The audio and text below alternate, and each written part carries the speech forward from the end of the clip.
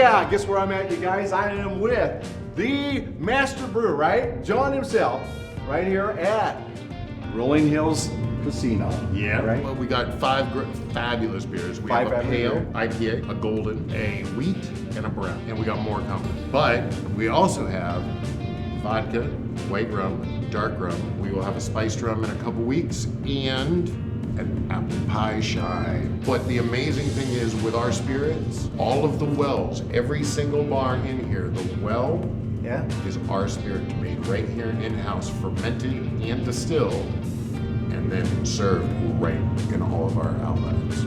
So tell us about the obsidian. So this right here, this beauty right here, this is a sacred. Obsidian is sacred to the tribe. Okay.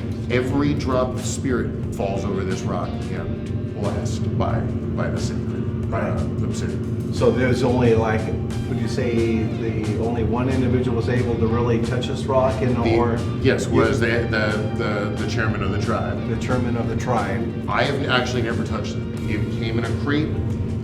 He came, he placed it on site, and he has been the only one who touched it and put it in. Right Very there. special. Yeah, very special. So this is right here at Rolling Hills Casino, right?